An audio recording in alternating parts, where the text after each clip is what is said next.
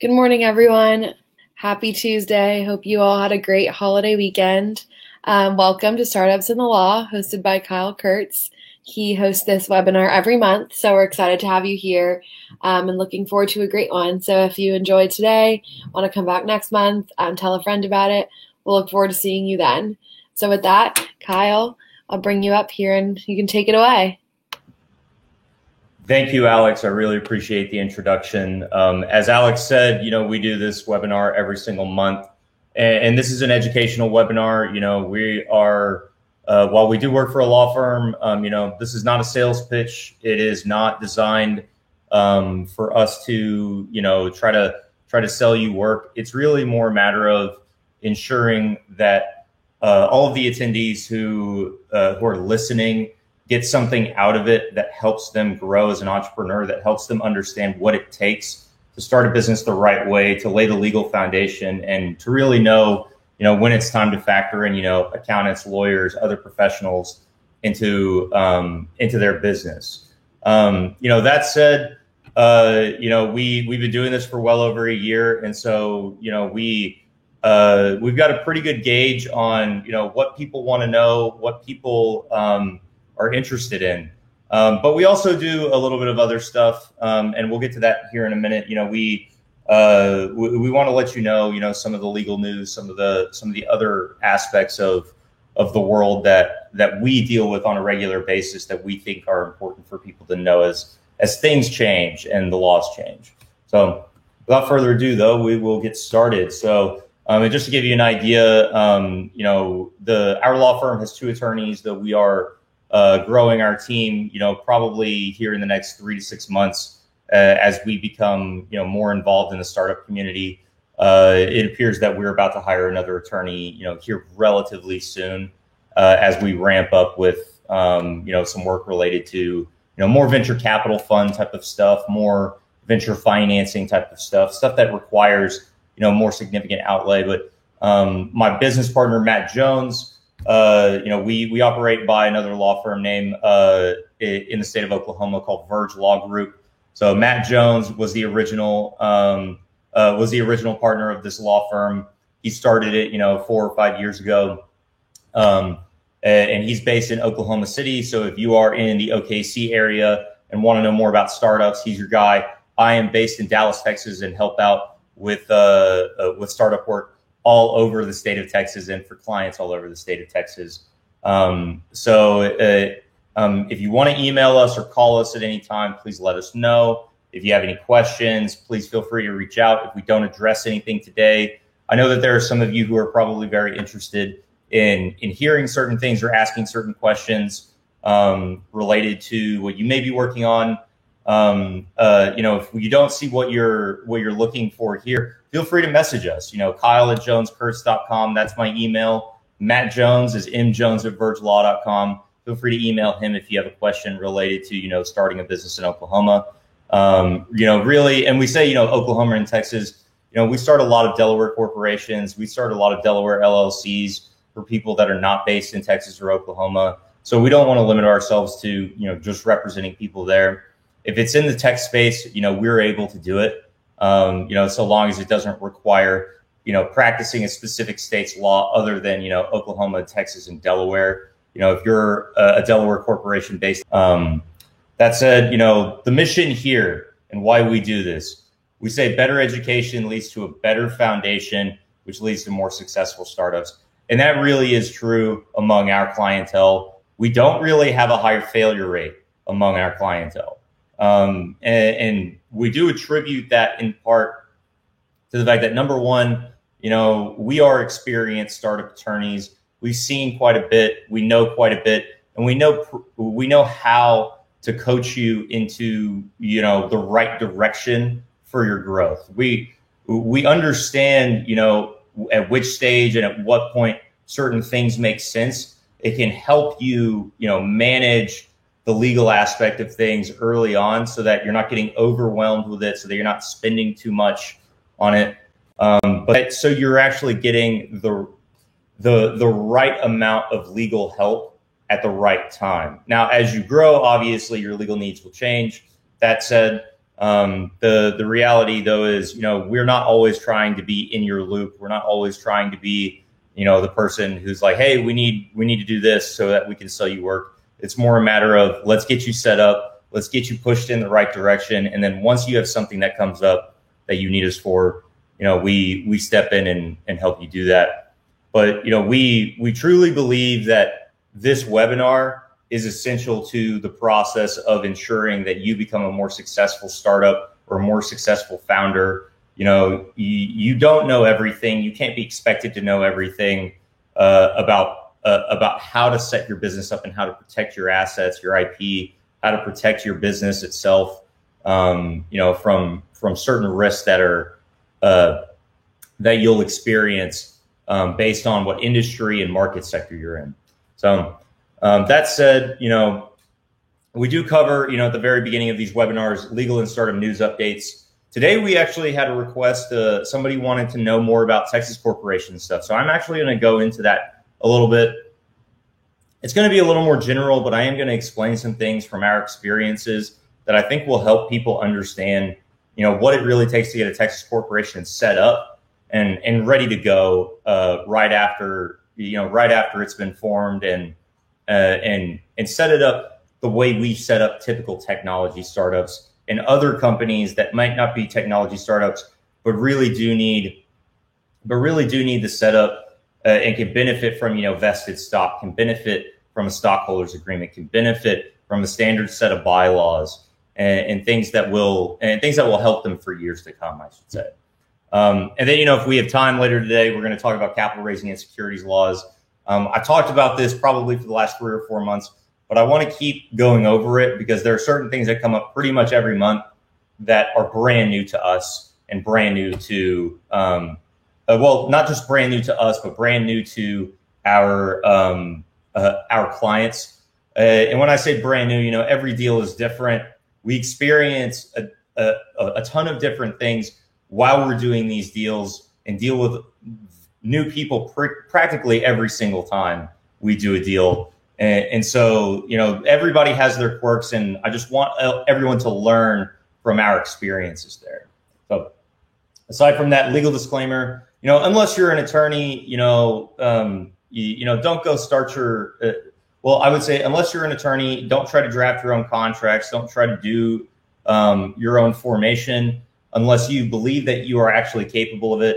There are a lot of free legal resources or very, very inexpensive legal resources that you can find, such as Rocket Lawyer or, LegalZoom. That might be an affordable way to start up, but I should say that, LegalZoom is more of a Band-Aid. It is a quick fix. It is not necessarily the cure-all or a solution, the way we provide one.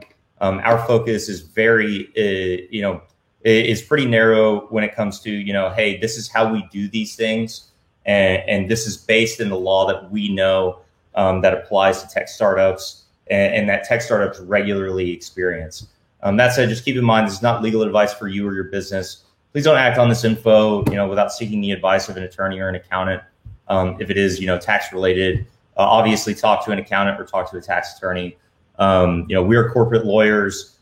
We tend to advise very generally on taxation, but I don't go into the weeds on it, nor do I, espouse myself as a tax attorney. Okay. Keep in mind, there are also no absolutes when practicing law. I might be saying something that sounds rather definitive, but just keep in mind that everything is framed in the facts and the circumstances with which we're dealing with, and every situation is really different. And remember, you are not a lawyer unless you are one. Even if you are one, unless you are a tech startup lawyer or unless you are a business attorney, I don't recommend that you go do all of this on your own or anything that I might be saying on your own. The old saying goes, the person who serves as their own attorney has a fool for a client. The idea there is, just remember that, stay humble.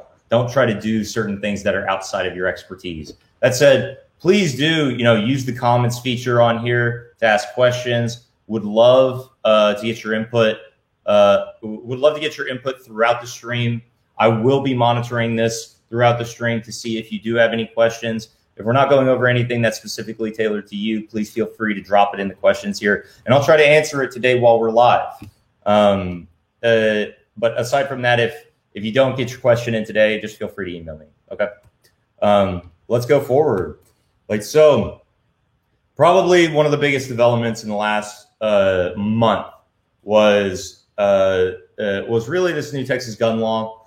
So if you haven't heard or have been living under a rock for the last month, technically in the state of Texas, you get, as of September 1st, you will now be able to carry a handgun on your person, whether out in the open or concealed on your person, without a handgun license. This is a big change.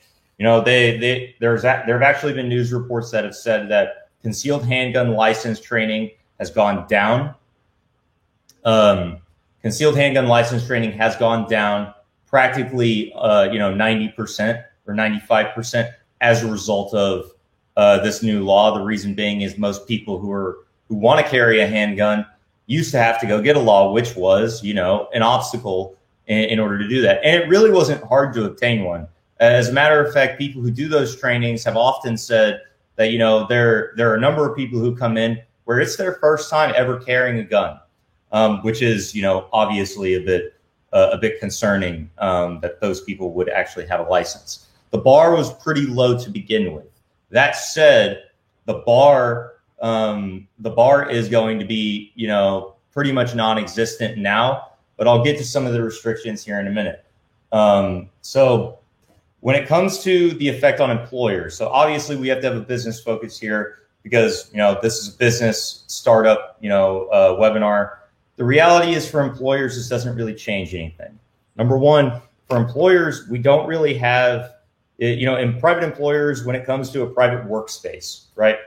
You are not really required, when it comes to a private workspace, you are not really required to follow the law here, and what I mean by that is, number one, as a private employer, if you have your own office, you are allowed to prohibit your employees, you're allowed to prohibit your patrons, you're allowed to prohibit anybody that you can identify as a person from carrying a gun on your premises.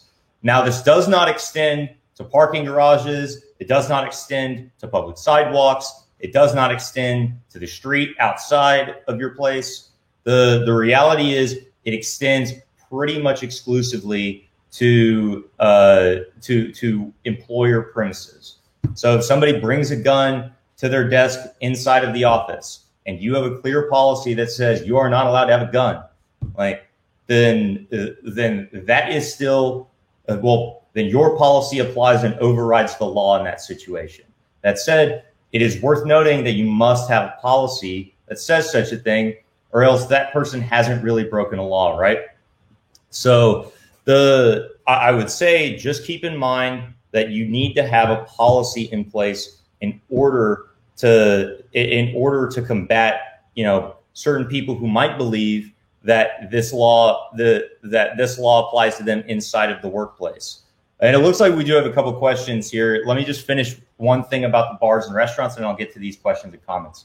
When it comes to bars and restaurants, okay, if it is a 51% bar, they are pretty much required to have a sign that says no handguns are allowed in this bar. Okay, 51% means they make more than 51% or 51% or more of their business from the sale of alcohol. They are considered a bar, not a restaurant. It is illegal to have a handgun inside of a bar in the state of Texas. That has not changed. Whether it be out in the open or concealed, you are not allowed to carry it into a bar. Now, restaurants are a different story. Restaurants are going to be a case-by-case basis. So in the event you do not see a sign, and I believe the sign is actually going to be blue, you can look it up. There are certain statute-based signs. The sign for a bar is going to be red. The sign for a restaurant is going to be blue, or at least have a blue accent or something like that on it. And it's going to say something to the effect of handguns are prohibited here under section whatever it is, right? Of the Texas or of whatever regulation that it is. We did some research on this, so I can't remember it off the top of my head. But the reality is it does cite, part of, I believe it's either the alcohol beverage code or something like that. The reality is, though, if they do not have a sign or they don't have a sign on every single entrance for a restaurant, And technically, the entrance that doesn't have the sign does not prohibit people from carrying a handgun into the restaurant. That's something most people don't understand. So if you are operating a restaurant, make sure you have a sign posted at every entrance. Whether you think it's an exit or an entrance, just post a sign there saying it's not allowed. Or just keep that door closed to the public, okay? That said, I would highly recommend, if you are operating a restaurant and you sell alcohol, do not allow people to bring handguns into the restaurant. Some people will do it anyway, but they'll be breaking the law if you have a sign that prohibits it, okay? And it's one of the signs that are based in the regulation that I'm talking about here. That said, if you are a patron of a restaurant, don't bring a gun into a restaurant or a bar. Number one, I don't really recommend it. Number two, if they do have a sign and you carry a gun into a bar, whether it be open or concealed, you are breaking the law. Those people have the right to eject you and prohibit you. They have the right and they also have the right to call the police, accuse you of trespassing. And you would be accused of trespassing if you were there with a handgun. Also, you would be it's actually a state jail felony if there's a posted sign and you are carrying a handgun. If the sign itself is one of the statutory signs that prohibits such a thing in a bar or restaurant. So let's get to some of these comments. Somebody said, "Is this about startups or about liberals crying about the Second Amendment?" It's not really about that. This is about business in general, okay? We address a lot of different things. I'm just going over brand new news, okay? A lot of people seem to be unhappy with the fact that I was talking about bars and restaurants. Let's get to some of these other questions. We actually have a question about, DL Carpenter. DL Carpenter said, "What are the advantages, disadvantages of starting an LLC and then converting later to a Delaware corporation for a SaaS software startup? What is the cost of making this conversion?" Converting a converting a LLC into a Delaware corporation is relatively easy, especially if it's already a Delaware LLC. Oftentimes when we're doing it as a Texas LLC to a Delaware corporation, the cost of making the conversion is actually more expensive than starting a standard Delaware corporation. We charge somewhere around $3,500 for a Delaware corporation. I actually charge more between $4,000 to $4,500 for an LLC to a Delaware corporation conversion, because it takes a little bit more. It takes a little bit more time, okay, to do that, and it's just overall a little bit more extensive as far as the work goes. As far as that goes, though, what I would say is, there's no problem with starting it out as an LLC. The only thing I would keep in mind is, you can raise money as an LLC and you can raise money as a Delaware corporation. But I would recommend that if you're setting it up as an LLC, that you get the advice of, a tech startup lawyer who can set it up pretty much the same way they would set up a Delaware corporation, meaning, hey, we're going to start this thing out with 10 million units, 6 million of which are going to be issued to the founders, and then 4 million are going to be reserved to the other people. Okay. Aside from that, there is, aside from that, what you should know is, if you are going to raise money and you're planning on raising multiple rounds, because you really do need the funding to be able to scale and grow, I would just recommend starting out as a corporation. It's really just far easier to do that from the get-go than it is to convert later on, because at that point, you may be in the middle of raising a round. So you may have done a seed round with an LLC, and then you're doing a Series A or something like that. And then you're going to run into a little bit of friction if you don't just convert it to preempt any of the conversation that you would have with investors about having to make the deal contingent upon conversion from an LLC to a corporation. I know some people who have just converted it into an LLC or converted it into a corporation just to avoid having to have that argument, as well as just to give them the ability the flexibility, I should say, to raise money if they ever want to in the future. And to be honest with you, Delaware corporations are viewed by a lot of venture capitalists as the gold standard as far as what they want to invest in. they like that structure. They're comfortable with it. I wouldn't, and to be honest with you, but we are going to talk about Texas corporations, and I am going to do a little bit of a comparison today between that and Delaware corporations, so you can understand a little bit of the difference. We do have another question. One of the questions is, what are the risks with using services provided through websites like Incfile to register a company and get an employee tax number? Incfile is good. There are other good ones. LegalZoom, I will say, is not the worst thing on the planet.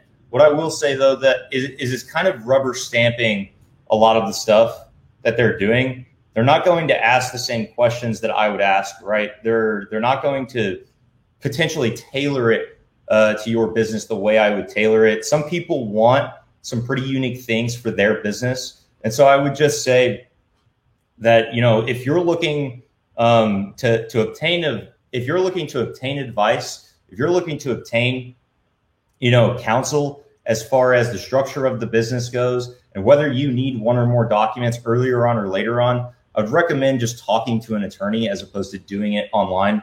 Because at that point, when I do see those documents, I can tell when they've been computer generated by a LegalZoom or an Incfile.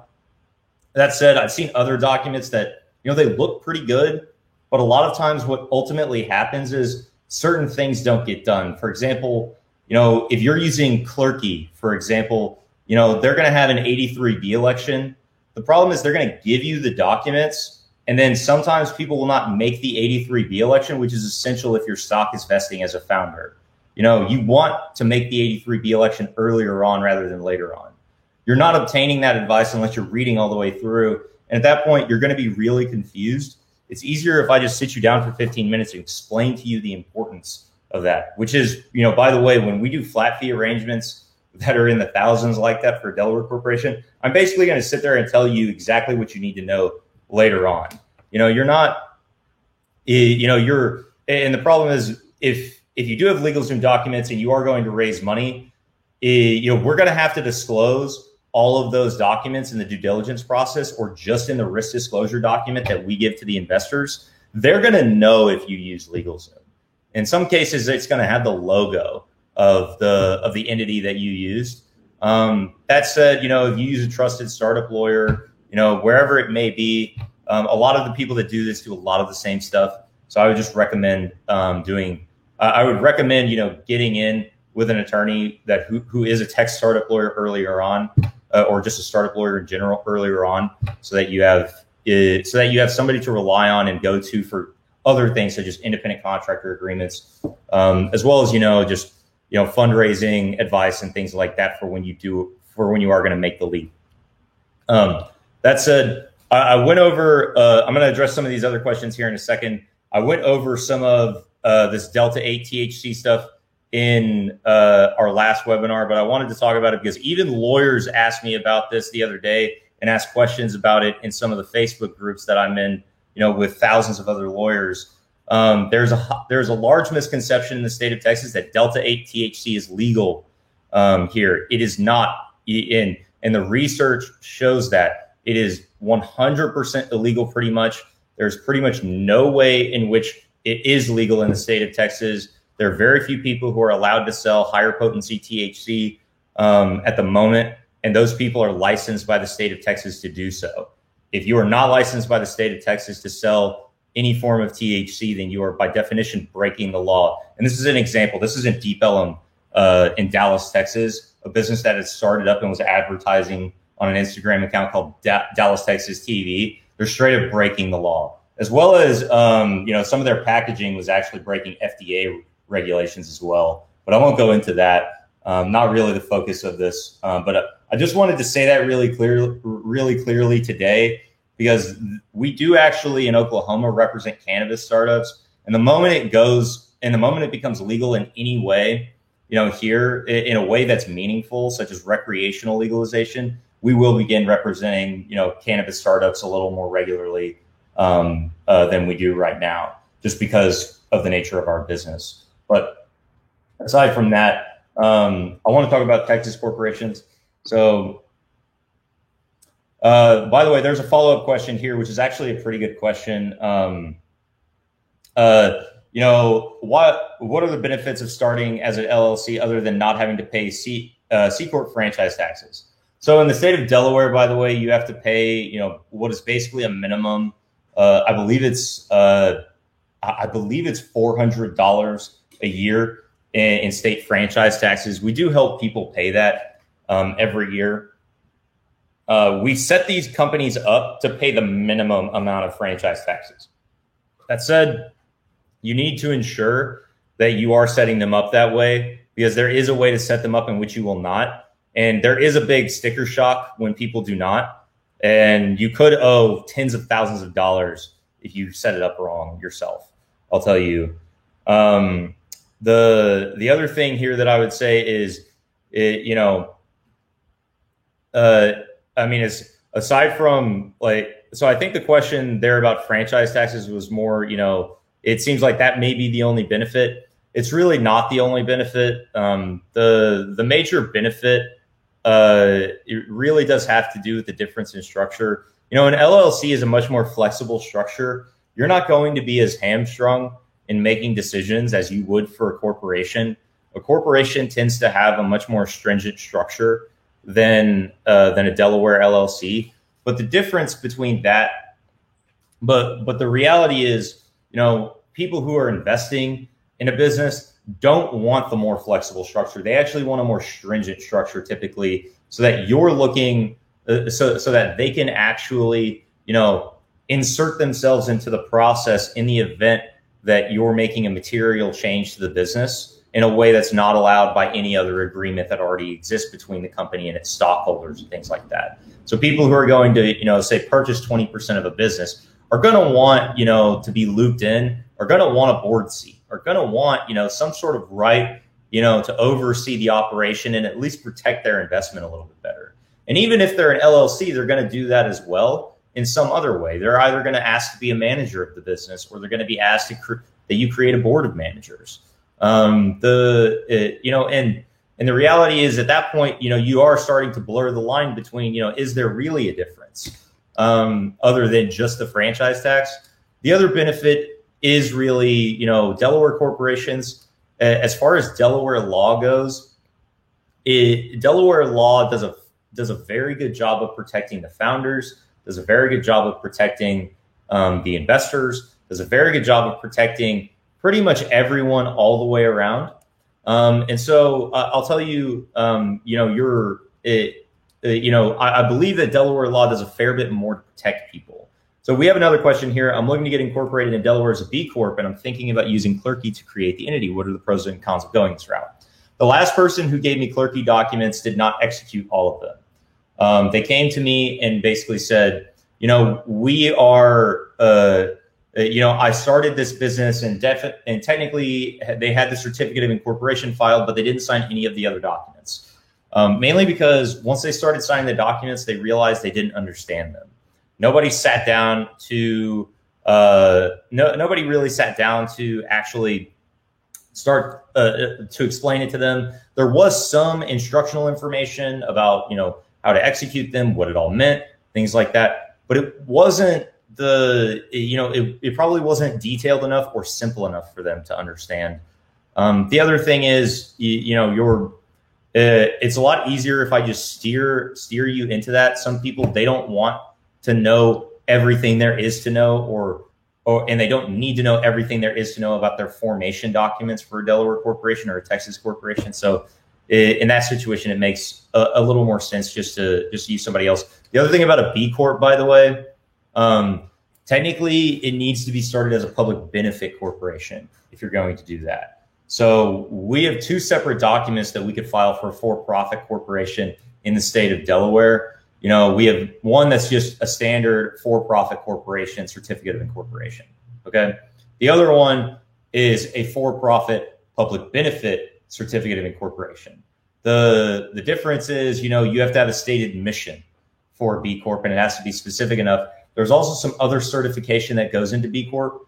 You have to have, certain policies set forth. You have to have basically certain goals and requirements as far as actually setting up the business. and hiring people. I mean, they want balance as far as diversity goes, and there is a certification process in an organization that does that. We actually have a company that was started. There are some lawyers, I believe, that are actually starting using the public benefit certificate of incorporations for all of the corporations that they start, which I don't think is really necessary, because technically you're not abiding by the statute if you're not designating the public benefit, right?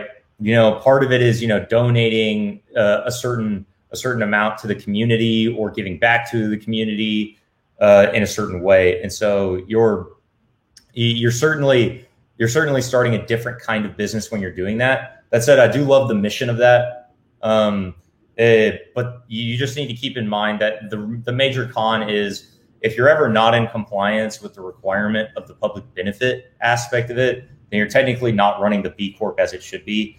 And there's really only one state also that gives basically a subsidy for public benefit corporations, and I believe it's Pennsylvania. There's like some sort of $10,000 subsidy if you're a B Corp in Pennsylvania. Texas, on the other hand, by the way, does not have a B Corp statute. Okay, that is, I believe California has a benefit corporation statute. I believe I know Delaware has it. I believe Pennsylvania has one as well. Would explain why they have a subsidy for it. But a lot of other states really don't have them. And to be honest with you, I mean, you're not getting really a lot of tax benefit for it. Doesn't make a ton of sense for some people. I do want to get to some of the content here, but I'll address some of the questions on Stripe Atlas, by the way. I've never used Stripe Atlas, nor have I seen any of their documents, so I'll just abstain from comment on that one. We have a question here. Let's see. I'll get to this here in a minute because it does tie into our conversation about corporations. So a person asked, they started a Delaware corporation, but they haven't done any of the post-incorporation paperwork, which means they only have a certificate of incorporation filed.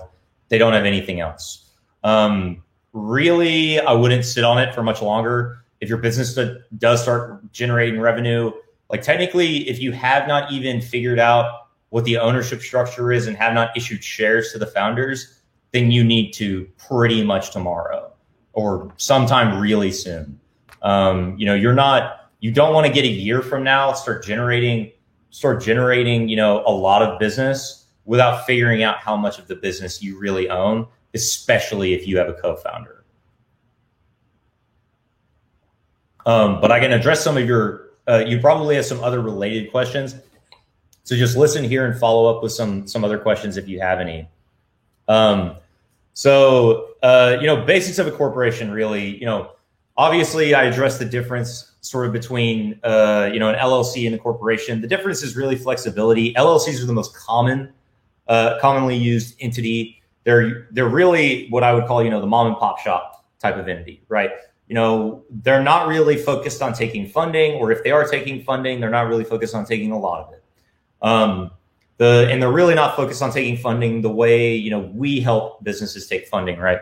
So I would say that you want to make sure that you're, I would say, you want to make sure when you're setting up the business that you're setting up the right kind of business. Like if you're never going to take funding and this business is going to be extremely profitable right out of the gate, an LLC probably makes a lot of sense. Also, electing S Corp as an LLC probably also makes a lot of sense because there's some tax benefit there. And if you have a question about S Corp designation, I would talk to your accountant. I could probably talk about that in another webinar, but I just don't have time today. A corporation is likely going to be more expensive, as I said before. The difference between an LLC as far as a Delaware LLC goes, and a Delaware corporation as far as franchise taxes go. A Delaware corporation is going to cost you $400 a year minimum in franchise taxes. A Delaware LLC, I believe, is $175 minimum. In the state of Texas, though, what you should understand about franchise taxes is you don't owe franchise taxes unless you are generating more than $1.18 million in revenue, and that tax scheme is scaled at over a year, over a period of time. So like keep in mind, so that tax scale is going to go up. Eventually it'll go up to 1.2. It goes up incrementally, as a function of inflation, right? The other difference here, for a corporation is the difference between a closely held corporation and a not closely held corporation.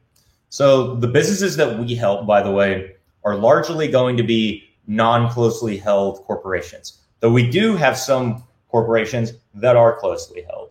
So the two key differences I'll tell you. A closely held corporation is going to have, 35 people or less as far as stockholders or shareholders go. Okay.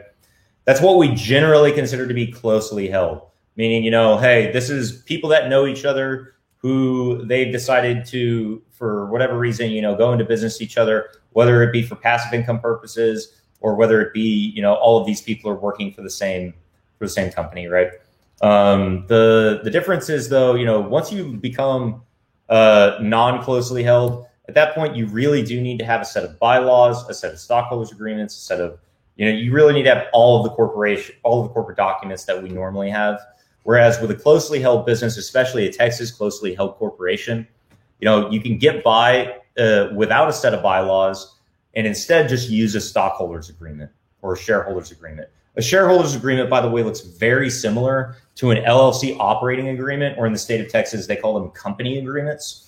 So there's really, between an operating agreement and a stockholders agreement, there's virtually no difference in the language there, aside from the fact that it acknowledges that the structure is different and that those people are stockholders and not members of an LLC. Okay. A lot of the terms are really the same between those two documents. Set of bylaws is slightly different. Like bylaws and stockholders agreements sometimes overlap quite a bit. But we generally give a set of bylaws to the new corporations that we help start up. Somebody asked a good question, which is actually, one of the focuses of this webinar today. What are the advantages of incorporating in Texas if you are headquartered in Texas versus incorporating in Delaware? So, I've heard some differing opinions on this. A lot of people, especially startup lawyers, will rubber stamp the issue and say, you just need to be a Delaware corporation. That's, it's an oversimplification and it doesn't directly address the question there. I do believe that you can start a successful tech company as a Texas corporation the same way you can as a Delaware corporation. The only difference though is, a lot of venture capital funds sometimes have, pretty stringent criteria on investment. So if you're capable of obtaining institutional capital from a venture capital fund, and that venture capital fund, for whatever reason, has a requirement that says you must be a Delaware corporation, that would be one of the major advantages, right? Because at that point, you're not going to have to spend of whatever, of the amount of money that you are taking as far as the investment goes, $3,500 or $4,000 on conversion of the entity from a Texas corporation to a Delaware corporation. You'll just already have a Delaware corporation. The downside, though, with a Delaware corporation is that whatever state you're headquartered in, for example, in Texas, you've got to foreign register that business. When you're foreign registering the business in the state of Texas wants you to be a Texas corporation instead of a Delaware corporation.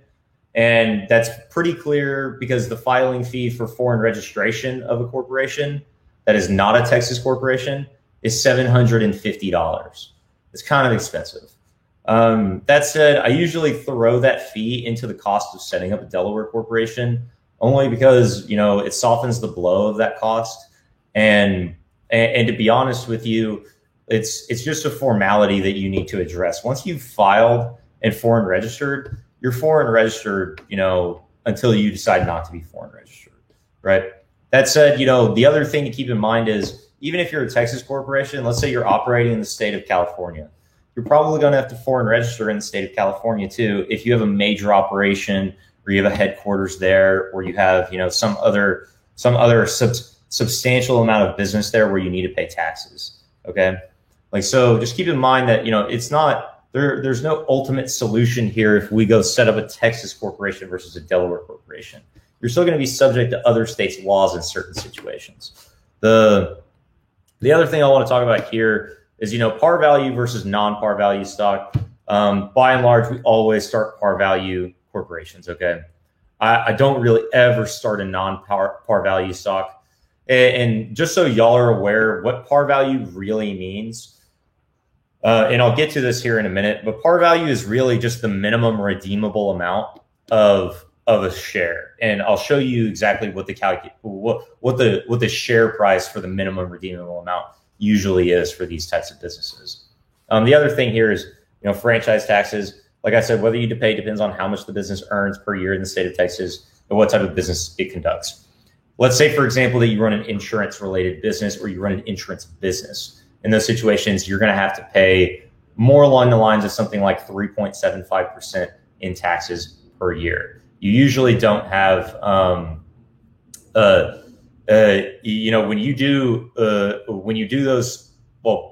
when you do certain other kinds of businesses, there are certain parts of the tax code in the state of Texas that do require that you pay more in taxes than most other kinds of businesses.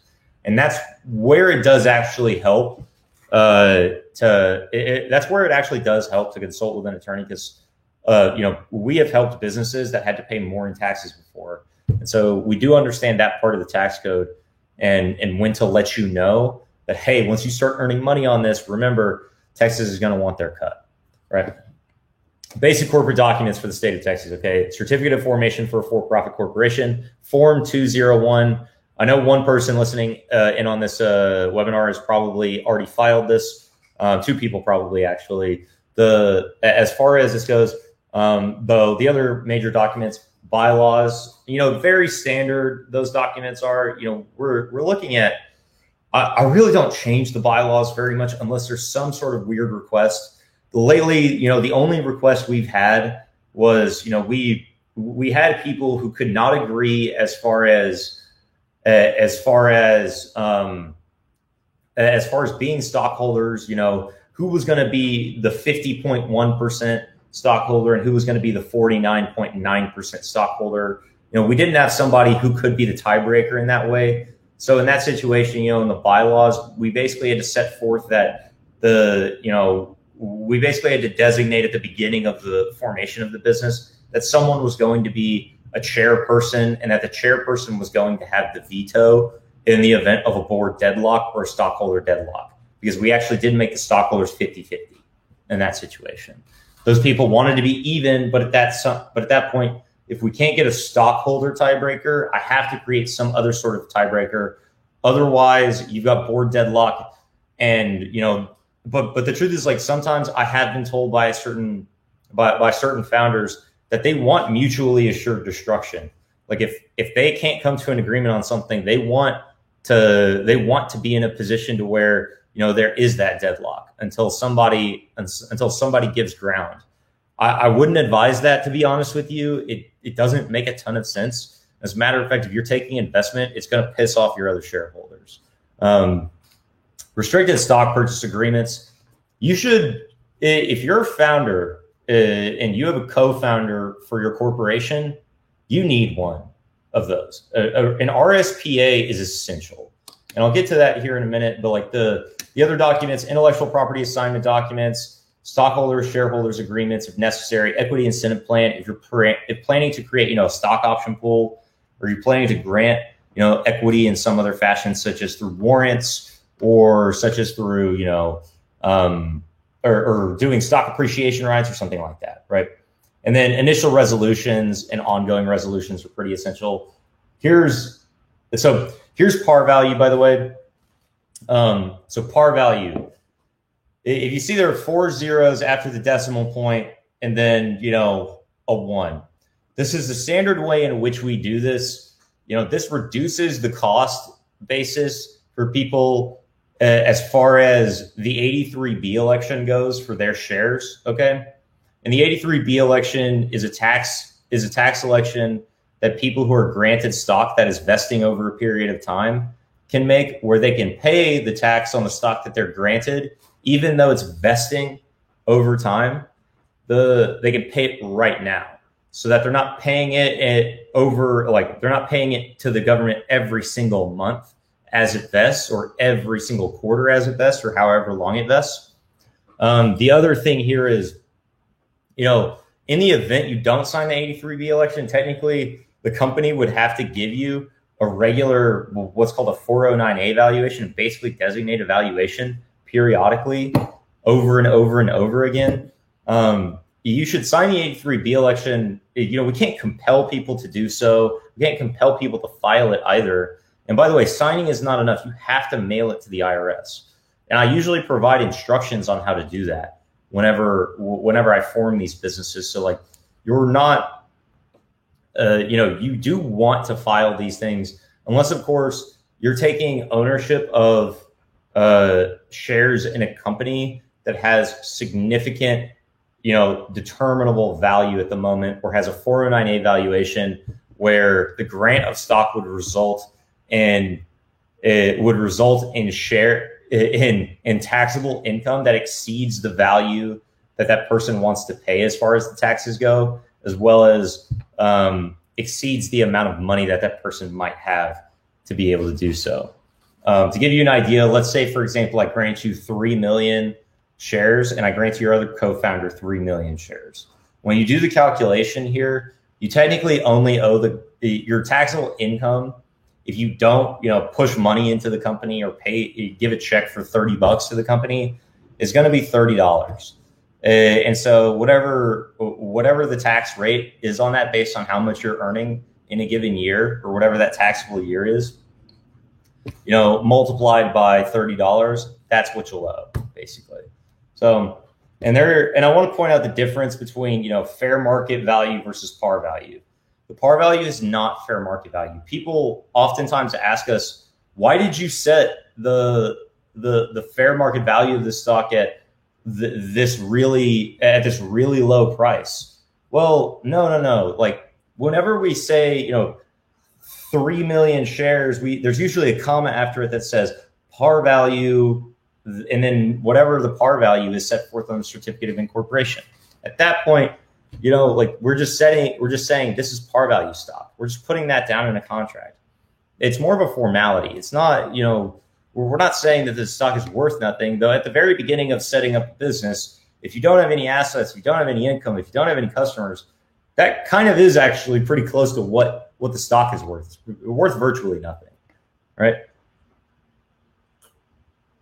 Once you do start generating income, once you do start generating, a fair bit of customers and things like that, at that point, it's more. At that point, we do have to start, valuing it a little bit differently, potentially creating that 409A valuation.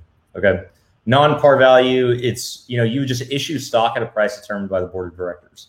The reality, though, is I would just recommend not doing that, not doing non-par value. The reason has to do with, the IRS will ask questions about how you obtained the value at some point, right?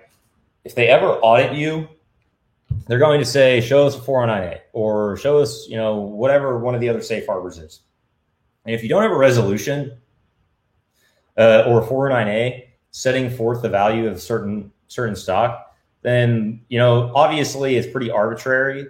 If y'all sit there and, run a model or something like that, you can potentially rely on that. But it's just a lot easier if you fall, if you're a non-par value company, that if you, go do, a 409A once a year, just so that you understand, hey, this is what the company's shares are worth in case we ever have to grant any of the shares to anyone.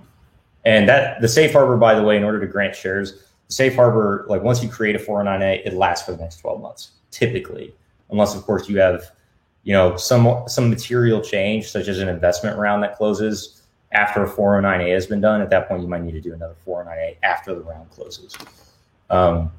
Vesting of stock via restricted stock purchase agreements. RSPAs help grant stock to founders of the corporation. This ensures that the stock is vested over time. You can make the vesting, however you really want. Okay, the vesting, I will tell you, is typically, though, a 1-year cliff plus 3 years monthly vesting in equal amounts. Okay. The 1 year cliff helps ensure that this person sticks around. And at 1 year, they'll get 25% of their vested stock. And then after that, it'll vest monthly, and then they'll get, a certain portion of the remaining 75% over time, so long as they stay with the business. If they don't stay with the business, then you need to issue them a termination notice related to the restricted stock purchase agreement, whatever it says in there, and how to do that. And then at that point, it's just a matter of figuring out whether or not the stock that has not yet vested is able to be purchased back at fair market value, or if you need to purchase it back at some other value based on the way the restricted stock purchase agreement is written. Sometimes, for example, these agreements have language in them that says, to the extent of, if this person was terminated for cause, let's say, for example, they violated the non-compete that was in the restricted stock purchase agreement, or violated some other contract and they had to be fired for cause. At that point, we're really looking at, hey, we're probably going to be able to purchase it back for the purchase price, because that's the way these things are usually written. I have seen restricted stock purchase agreements that are relatively hostile to the founders, though, and are not as lenient as the ones I would normally draft. The ones I normally draft are designed to ensure that the person who has been granted stock, gets to keep the stock that is vested, unless somebody decides to buy them out, right? I have seen RSPAs which actually do say that there's a repurchase option on not just the unvested portion, but the vested portion. Okay. That is a pretty hostile term. I'd say, some people will push back on that too. If you're going to sit there and give them a document like that. I advised somebody, probably several months ago, I think it was back in, March or April on that subject, where they had asked for, the most restricted documents from another lawyer. And I was reviewing their work, and they were good documents. But I mean, some of the stuff raised an eyebrow and the stuff that I wouldn't have agreed to personally, because I was like, well, if I did all of this work and worked for 2 years, technically the agreement would have said that they could buy me out at fair market value.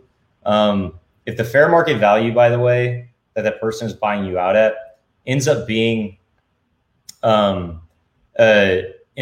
really low for whatever reason, and for a fact that it's low, then potentially you've got a case for fraud, by the way, if they're trying to buy you out and intentionally driving the fair market value lower in whatever resolution they might have. So I would just recommend that, in the event you are going to exercise that term as a remaining founder or director of a company, that you actually go through and make sure that the fair market value is a legitimate fair market value, and that, you are exercising those rights as the contract requires, so that you don't end up on the other side of a lawsuit. Okay. I think a lot of people fail to exercise the repurchase option, even though they're early on and they could technically repurchase it at a pretty low price. You may have to fund the company a little bit more yourself in order to do that, but I highly recommend doing that, because it looks pretty good if you go out and get investment to say, we had a co-founder, but we bought that guy out, and then, we took his stock back for a lower price than what that person is going to pay for it, basically. So, and then the other thing here, why we call these restricted, the stock is restricted from being transferred to third parties without the company's consent. That's pretty key, actually. There are certain securities laws that need to be abided by, but we also don't want these people just giving stock as a gift to, their relatives. We don't want them giving it as a stock to people that they may inherit the stuff, right? We just want to ensure that, the company has the absolute ability to control whatever outcome is set forth in this restricted stock purchase agreement. And that's, these are really normal documents, by the way. If there are only certain situations in which I would not advise somebody to do a restricted stock purchase agreement.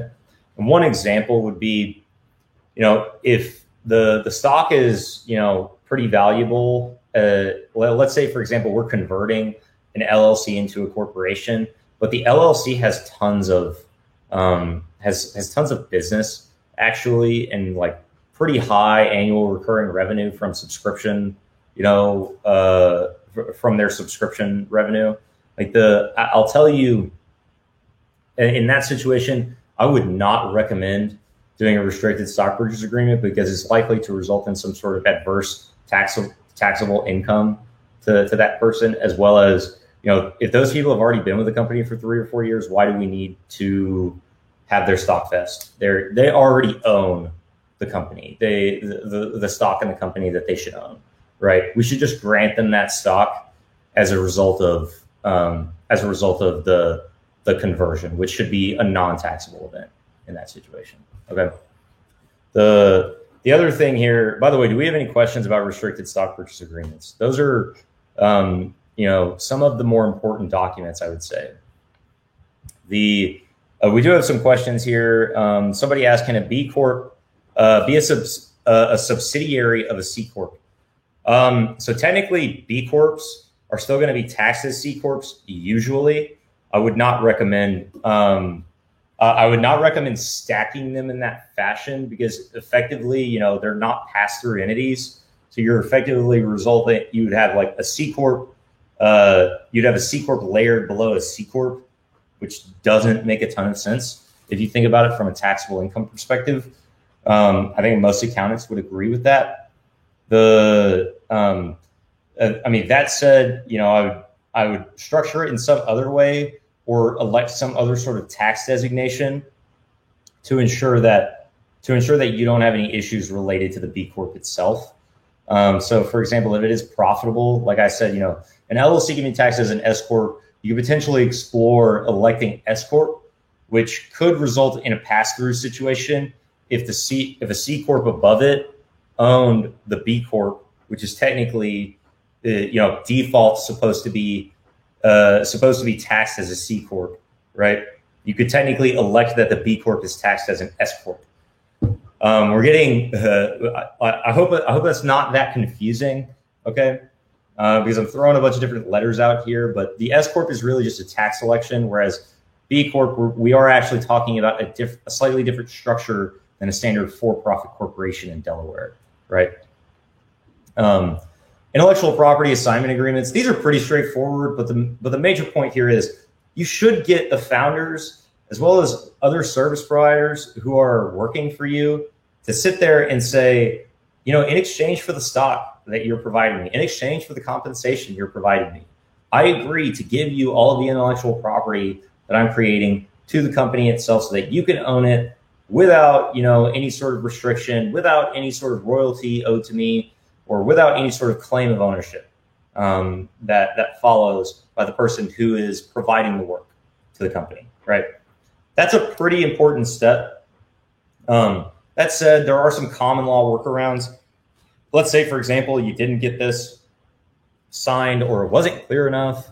In the event you don't get something like this signed, the Texas common law, as well as the common law in many other states, will say something to the effect of, in the event this person paid you for the services and then we ended up, making money off of those services, and you created intellectual property, you created assets, you created processes and systems that we could use to generate income.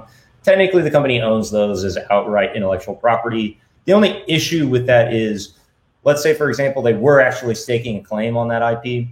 We would probably have to go to, court and basically get a judge to declare that such a thing was actually true. And that's just the problem with not getting an agreement signed that's clear on that subject. These are very standard documents, by the way. I highly recommend that you actually sign one of these at the very beginning, especially if you're a founder. The expectation should be that in the event you leave, whether you're the original founder or whether you have 3 other co-founders and you're the 4th, you want everybody to sign this because you're all contributing to the ownership of these assets. I have seen some people who have pretty hostile, terms related to IP. Some people will create a corporation that has a separate LLC off to the side that says something to the effect of, that says something that said where the LLC is strictly for intellectual property. Sometimes that makes sense for patents, but what you need to keep in mind is that, like if you're putting a zone of protection around a patent with a subsidiary LLC, that LLC still needs to be wholly owned by the company. If you're sitting there saying, I own this corporation, the shares in this corporation, and then I own this LLC, where the corporation doesn't own that intellectual property, you're creating a situation where a license, an IP license would be required from one entity to the other to use the IP. That's pretty unattractive to most investors and people who would want to acquire you. They want to make sure, IP is the entire aspect of a business that makes a business worth money, right? Aside from the cash in its bank accounts, it's your assets. And so I would highly recommend that, you get pretty clear, definitive agreements on this subject. If your employees are not going to be earning stock as a result of their work, you do need pretty clear terms that, hey, your work is confidential. Also, hey, we own the intellectual property from these services. And, sometimes we have to negotiate with certain people. Let's say, for example, you're running a SaaS company and you're hiring an outside web developer. They may want, certain restrictions on, what is the company's intellectual property and what is the developer's intellectual property. That's stuff that has to be sussed out and negotiated. Okay. Highly recommend that you do that. That you do that early on. So, as one of the people who had commented before, they had said, they hadn't completed their post-incorporation paperwork. This in the restricted stock purchase agreement is pretty key early on. Okay. Bylaws and stockholders agreements. So I want to say something right now, just before we get into all of this stuff. So I usually draft, bylaws to start. I sometimes hold off on a stockholders agreement only because a stockholders agreement can be a double-edged sword. It creates more restrictions. It creates more obligations on the founders earlier on before we know what the company is truly going to become, right? Oftentimes a stockholders agreement is sometimes more appropriate when we start obtaining investment where the investment is cash in exchange for actual equity in the company as opposed to a simple agreement for future equity or convertible note, right?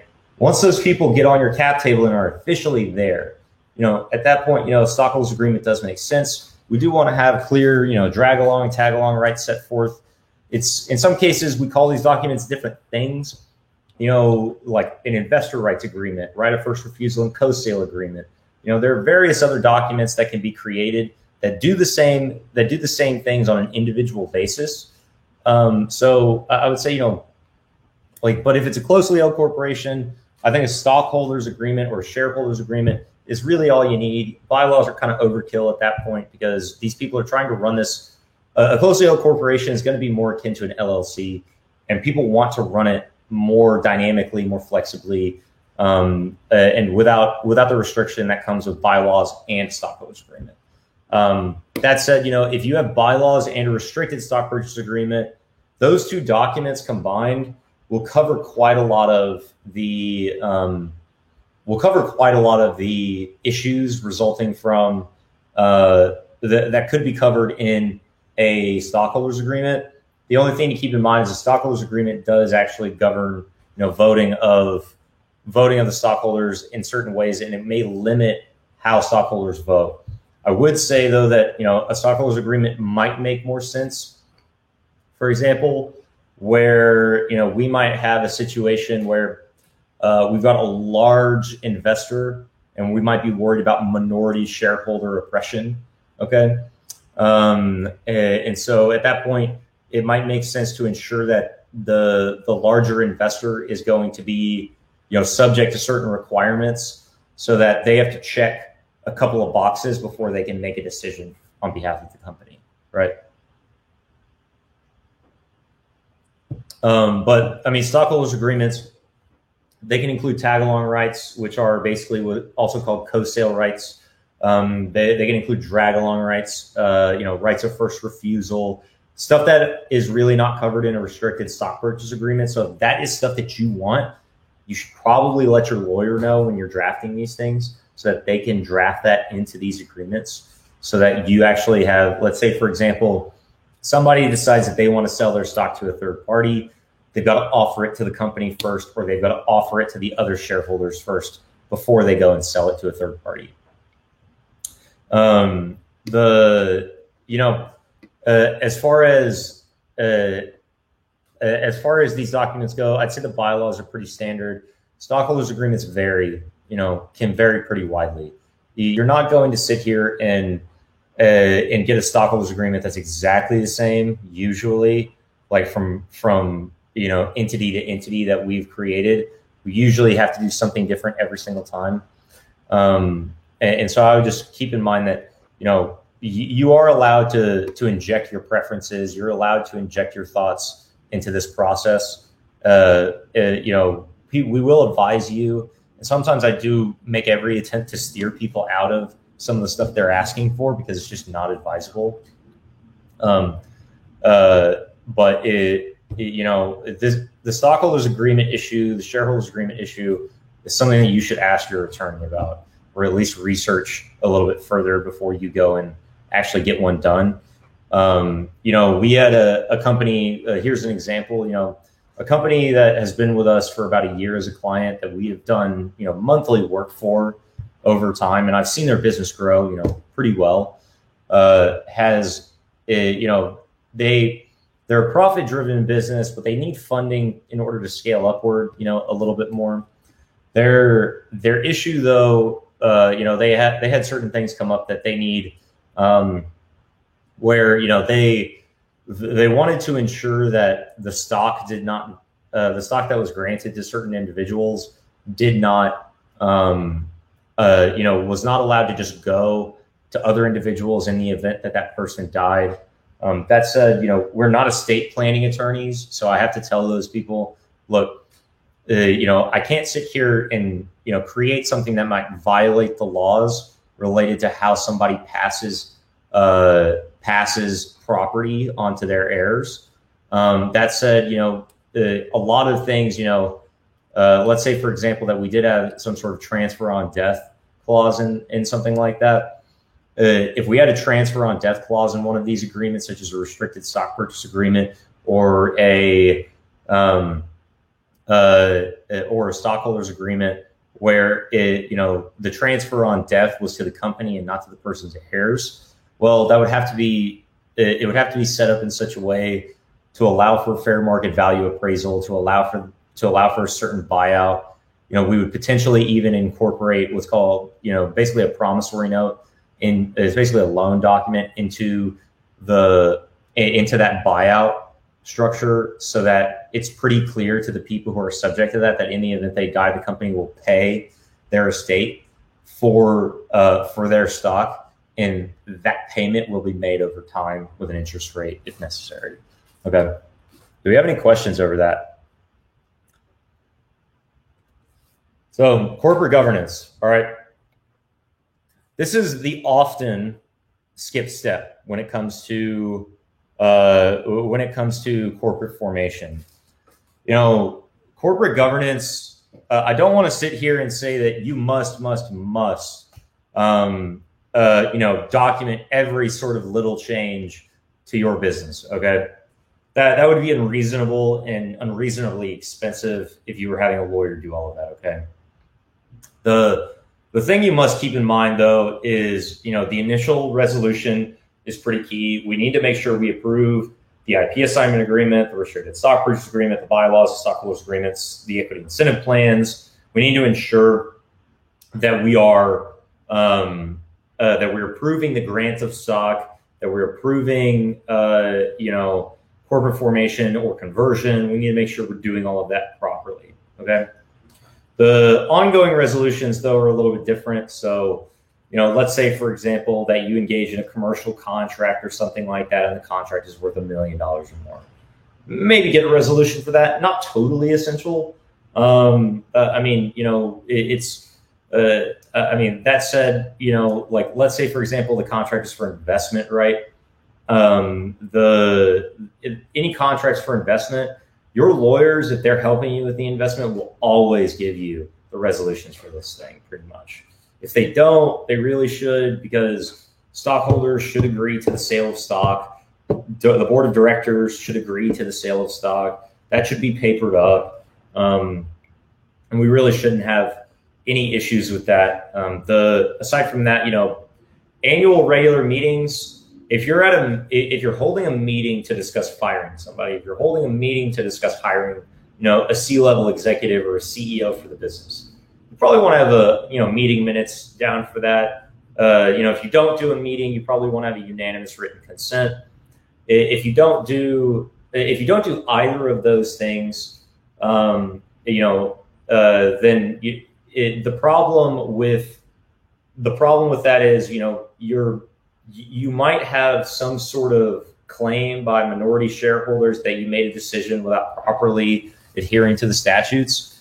And, we had a situation where a relatively popular startup in the last couple of months, fired its CEO. And this was in Dallas, by the way. The startup itself, didn't really paper up things, to the utmost extent previously, but as they were firing their CEO, they seemed to sure really believe in it. I would say don't be that person. It's okay to be nimble, be flexible, and run your business very quickly so that you can be disruptive. But at the same time, I mean, just remember that, a resolution and meeting minutes are important. They're a record of the decisions that were made. And in some cases, are presumptive proof against a claim that you made that a director violated its fiduciary duty, or that a CEO violated their fiduciary duty when making a decision for the company, right? Shareholders versus directors meetings. So let's say, for example, you're about to sell stock. I highly recommend getting both, a shareholder's consent as well as a director's consent when you do such a thing. It's kind of overkill, actually, but the truth is, if you cover both of those, there's not a single person on the face of the earth that can really say that you did anything wrong, right? I mean, so long as you have the resolution for that, you're good. The only problem with that is, obviously it does drive up the cost of things, but I recommend, like, let's say, for example, you're an early stage startup and you're doing a seed round and it's going to be done, hey, 250 grand, you're going to be raising money via SAFE, right? We have documents where, the resolution does just approve the initial opening of the round itself and the stockholders will approve it, the directors will approve it, right? And we have those documents as well for just one-off transactions. So this past month, we were negotiating a one-off SAFE that was for, more than $250,000, right? We haven't yet executed that, but because we've kind of put that on pause because the valuation of the company appears to be really high, and we're not sure we're comfortable with giving away, that much money or that much in stock via that transaction. So we may restyle the transaction itself, even though we've already done all the work on it. Aside from that, though, it makes sense to just do that at the beginning and then do it at the end, right? I mean, make sure that, hey, once you close the round, approve all of the documents, approve all of the investments, and the new ownership, right? Or the investment, or the new ownership structure as well, and potentially put together a new stockholders ledger. I highly recommend not doing it in Excel. Carta, by the way, is free. Carta.com, CARTA. If you're taking investment, Carta is free if you have not raised more than $1 million. Okay. I highly recommend you use it. It's a free resource and a great tool for early stage companies. Really helps out and helps you understand, what's required when you do start taking investment, that you do need to keep certain people in the loop and run your business the proper way, issue certificates of shares to people when they invest, things like that. Major events, contracts, and actions taken by the company. Like I said before, not every event is a major event. If I'm sitting here saying that, hey, we're going to go with Chase Bank instead of Bank of America, I don't need a resolution for that. That's covered, that's covered in the bank accounts like section of the initial resolution for the company itself. If you want to change banks, that's up to y'all. I'm not going to sit here and recommend that you get a resolution for that. But if you're going to sit here and take on a revolving line of credit for $5 million, you probably need a resolution for that, because that's a major amount of debt, and you certainly want to make sure that everybody's in agreement on that subject, and whoever's not in agreement puts it on record that they are objecting to creating such a liability for the business. Okay. We have a question here.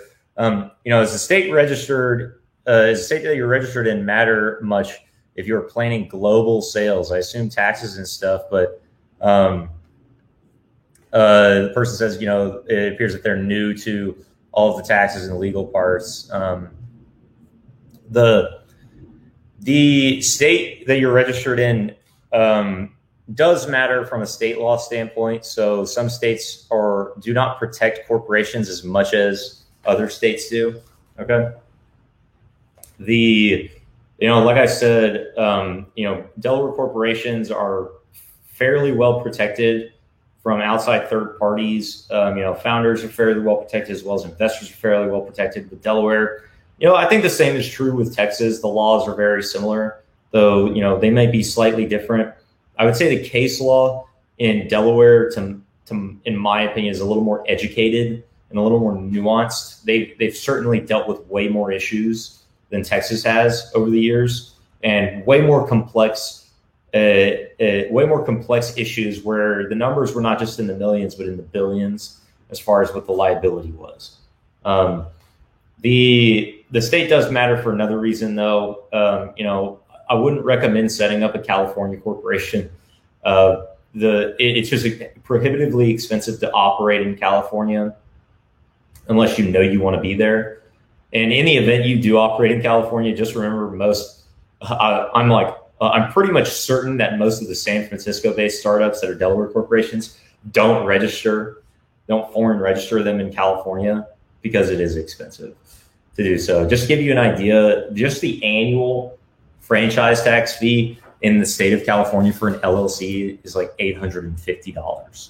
It is stupid expensive to operate a business there. And for really no reason at all, in my opinion. It's not like they're providing immense amounts of value. It's just revenue generation for them. That said, California does do certain things pretty well. I think California Securities Law Commission is actually very easy to file with. I've actually done it in the past, and it's ridiculously easy compared to most other states, and ridiculously easy compared to the federal process. Aside from that, though, I would say the state, it's more a matter of, the state where you're registered in is where you're registered in, originally. So, like, let's say you set up a Delaware corporation. Part of the reason why we do foreign register those businesses immediately in the state of Texas has to do with taxes. If you're earning revenue, we certainly want you to be domiciled, which is, one of the words that are used to determine whether you are a taxable entity and under a jurisdiction, certain laws related to taxes. If we domicile you in Texas and your entire operation for the most part is basically just in Texas, if there's not another tax law that really applies to you in another state because you're doing a substantial amount of business in that other state, then at that point we get to basically say, hey, I don't have to pay Delaware state income tax on money earned because we registered this Delaware corporation in the state of Texas. That's one of the major reasons why we actually do it that way. Okay. We actually had an attendee question about this. So, and I don't mean for this to be about lawyers too much. By the way, this is just a specific question because the person who asked this question started a corporation and is a lawyer or is about to be a lawyer. I should say, what happens if you have a lawyer as a co-founder?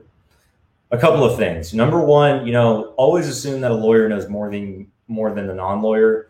That's not because we're smarter. It's just because, and I wouldn't say that lawyers are by and large smarter than other people, by the way. I've met my fair share of lawyers who are not. What I'm really saying here is, when it comes to lawyers, if the lawyer is serving as the company's lawyer as well as a shareholder, that's a conflict of interest. Okay.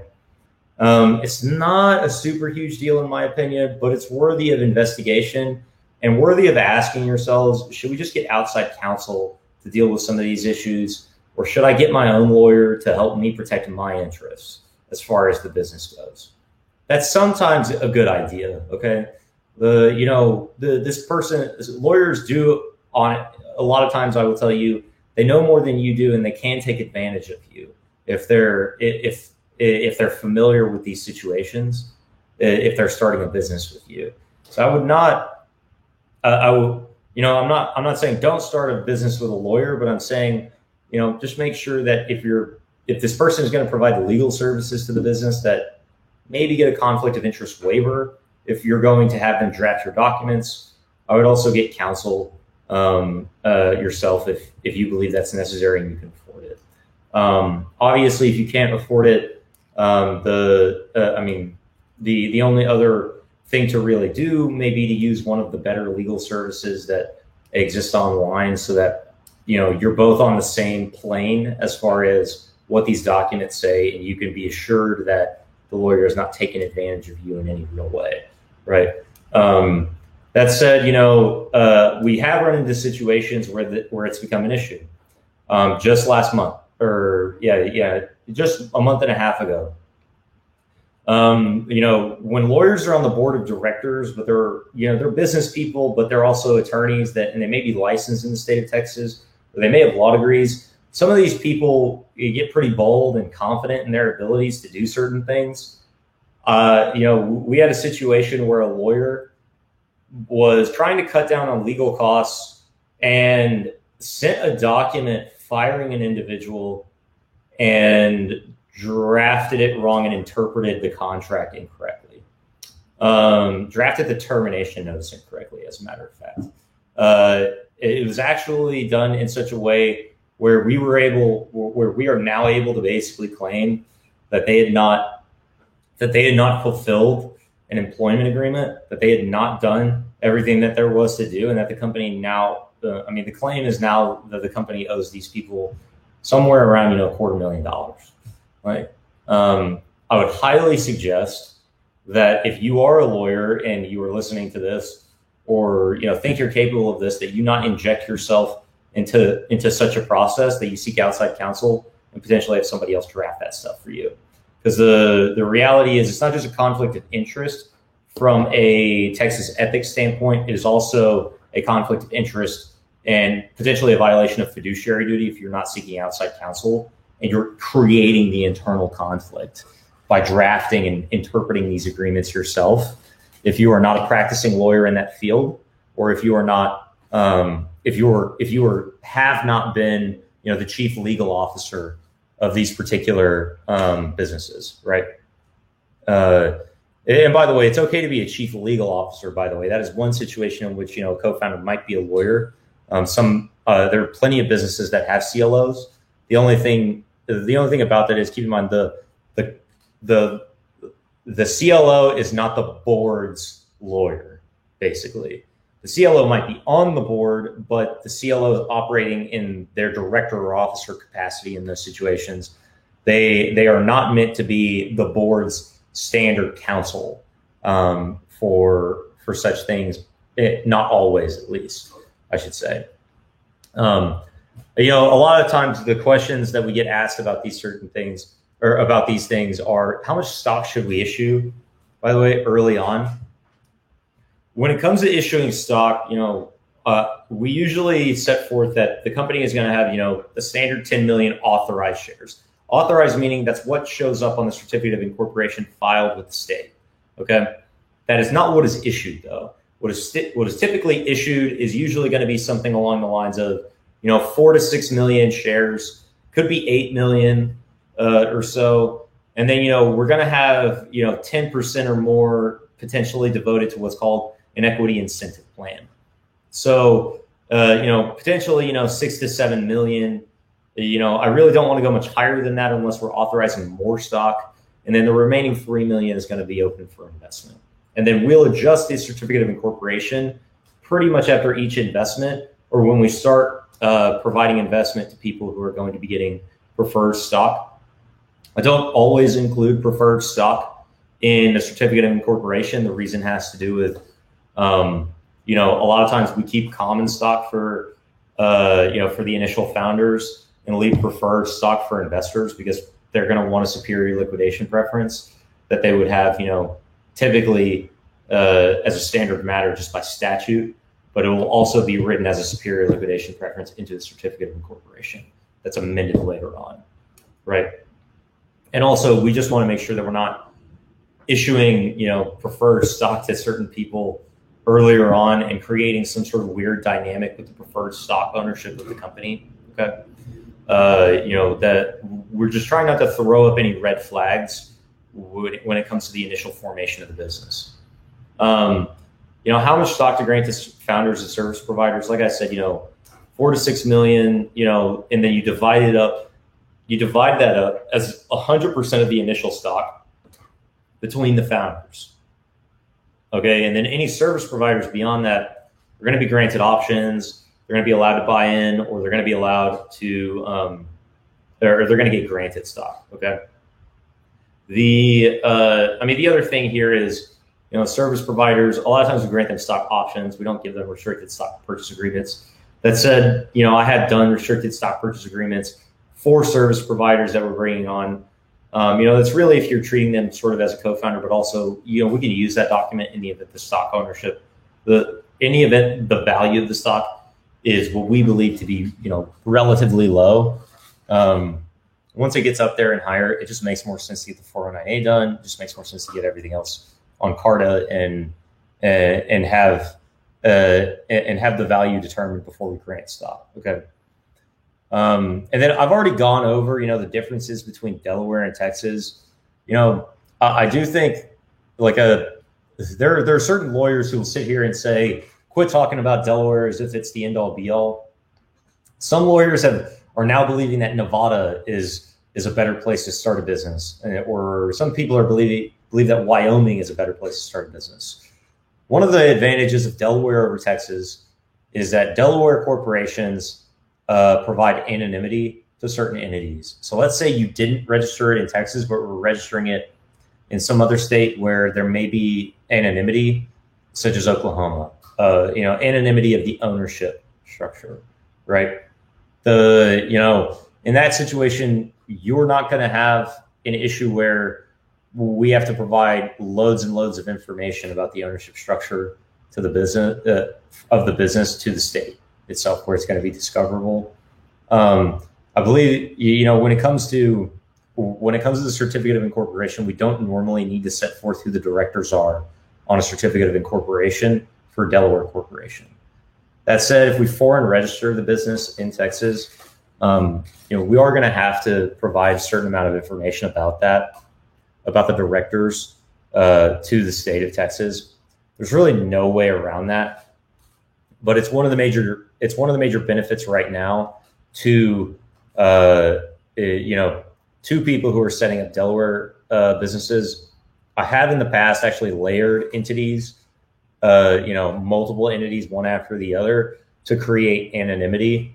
The only problem with that is at the end of this year, basically at the start of next year, there is going to be a change in law related to anonymity of entities. It's I think it was actually already in the works before President Biden took over as president.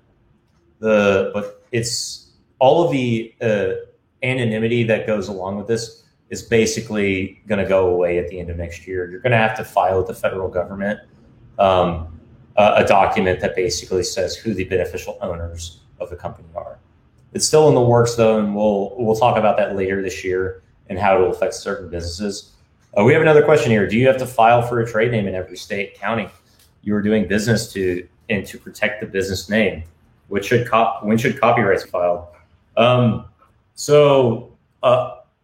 other question is a little more complicated. The second one, no, you don't have to file a trade name in every state. In every state that you're doing business in. Okay, a trade name provides no protection to entities really at all. Okay, a trade name is just, let's say you started a business and you have a different brand name that you want to operate the business under. Okay, well, in that case, we can file a trade name. But the truth is, it doesn't really matter if you file a trade name. Like you can still operate a brand under a different name if you don't have a trade name filed. The only difference is you're just paying the fee to put people on notice that you're operating under that trade name in the state. And it's tied to your entity. Okay. It'll potentially make it so that some other people can't get an entity filed for that name. But I'll tell you, it's not the end of the world if you don't have a trade name. Copyrights, really, you only need copyrights if you're creating things that need to be copyrighted. Books, novels, music, if necessary. There are certain reasons why you would have copyright protection. Copyrights are not the same as trademarks. Trademarks are, brand names. Trademarks are logos and designs and, things that are, by and large, like names, for example, like if your company name is something you want to trademark, if you're using it on your products or services, if you're using it to advertise, it makes a lot of sense to do that.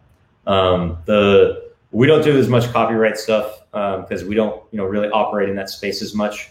We do quite a few. I say quite a few. We do a lot of trademark work, actually. I mean, I believe we've done hundreds of trademarks so far.